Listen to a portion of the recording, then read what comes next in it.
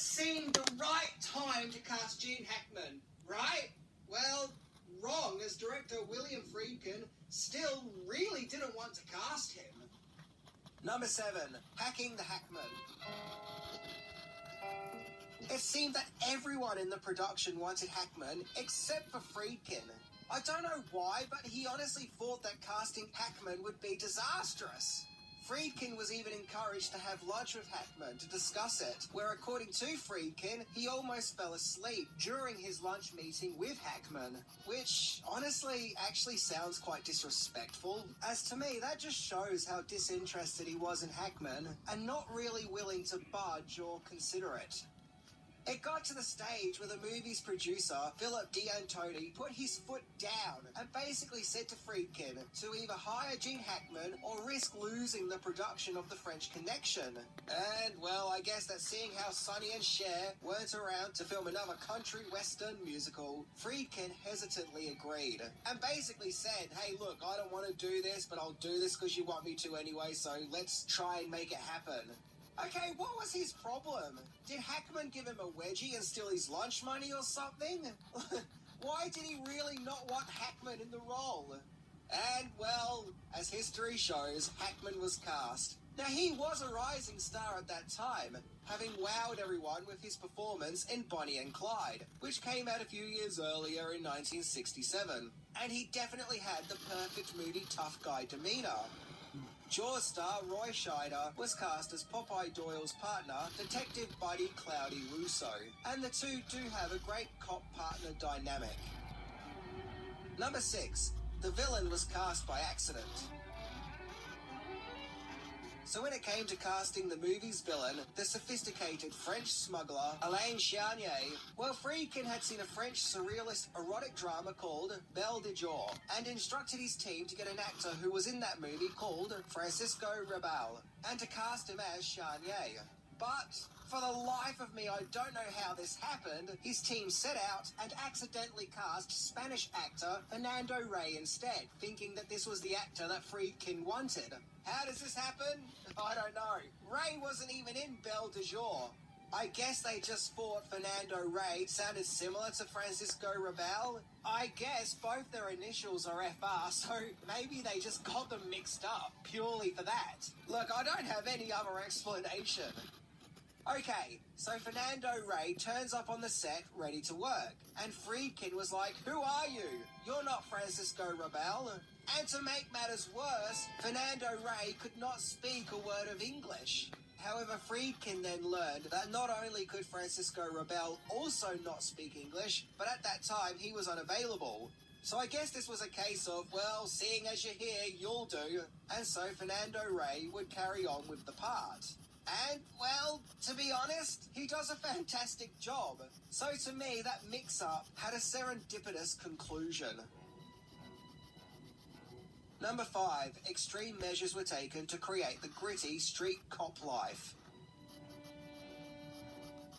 In order to understand the life of New York cops and how tough it could be, director William Friedkin and the movie's two main stars, Gene Hackman and Roy Scheider, would join the cops The French Connection is based on, Eddie Egan and Sonny Grosso, while they would take part in real-life drug busts, where the three would participate as ride-alongs.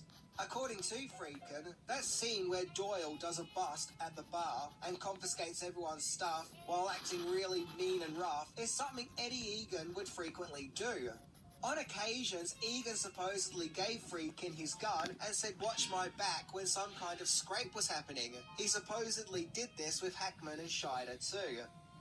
By the time they had finished following these real-life cops on the beat, Hackman and Scheider knew most of the cops' slang and how to frisk people, and Hackman and Friedkin came to the conclusion that Egan's over-the-top display was just a ruse, a way of rattling suspects and letting them know who's in charge, who's boss. So it was kind of an act, and Hackman interjected that into his performance. And both Egan and Grosso would actually star in The French Connection as Simonson and Klein.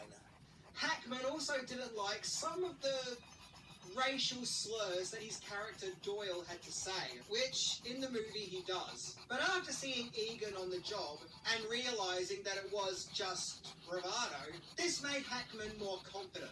I guess he felt that Doyle isn't racist and that it's just an act. Number 4. Filming the iconic chase scene was near fatal. There's no getting around it. The car chase scene in The French Connection is amazing. Even all these years later, it is still intense and gets your adrenaline pumping, and still looks brilliantly filmed. Producer Philip D'Antoni wanted a car chase to top the iconic car chase of his previous movie, Bullitt. And well, it's for that reason alone is how we ended up with such a hardcore car chase sequence in The French Connection. The chase was filmed under train track railings in Brooklyn, and filming this scene understandably was a nightmare. Now, in order for the filming to take place, the police would have to close off the roads. However, there are some stories that filming this scene was actually shot without a permit, and the car crash that we see in the chase scene wasn't even in the script, but it was some poor guy who was just trying to get to work. Going back to Moviephone, the stunt driver was driving the car at 90 miles per hour, and none of the camera crew wanted to get into that car to do filming, especially ones that had wives and kids. And so Friedkin, being single at the time, would go into the speeding car and do the filming. However, this sequence came to a crash, literally, when Gene Hackman was doing some of the driving himself and accidentally hit another car and crashed into a concrete pillar, which very nearly killed him. When that happened, 20th Century Fox pulled the plug on that scene, feeling that it was just becoming too dangerous, and told Friedkin not to film any more of that car chase. Friedkin agreed, despite feeling that he did need more footage, but yeah, that was the end of it, no more. All up, that chase would take about 5 weeks to shoot. Number 3, tense on-set environment. So given how Friedkin didn't think that Hackman was right for the part of Popeye Doyle and didn't have the right intensity, Friedkin became very antagonistic towards Hackman on the...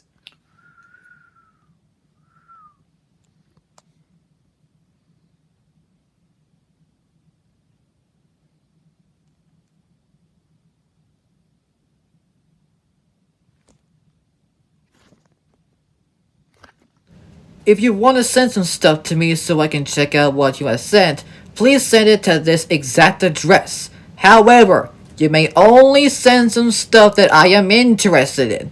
No airplane, okay? Because if you send something like this, I will make sure that I will tell you that I do not like this film at all. Unless if you would send me that Zucker Abraham Zucker free film collection set that I'm gonna get for top secret, well, you can probably tell that I'm not gonna get it for Airplane, I'm not gonna get it for Naked Gun, I'm only getting it just for top secret. However, I do think that you should send the set as a whole because, let's face it, it's a big deal. So make sure you send stuff like this, or this, or this, or this. And yes, even Airplane 2 the sequel.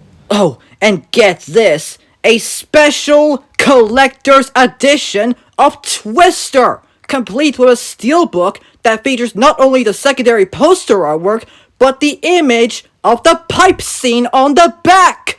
Heck yeah, I'm getting this. Well, actually, we do have the double feature set, which consists of Twister and Twister, so we're pretty dang close. And also Airplane 2 the sequel, which had this cover. Just look at those nuts! I can't keep up with them all! And even the one in the original theatrical poster! Like, look at it! And just look at this poster for the worst film of all time! I mean, come on, do they really need to tie that plane up into another? I mean, that part never actually happened in the film! I mean, they clearly just used a toy model plane! Like, come on, really? And yes, this is what the plane actually looks like in the film. And here's another image of that same goddamn plane model, also from the film. God damn it, I hate this film. And its different titles, like this one known as Flying High, but I would refer to the film with this title.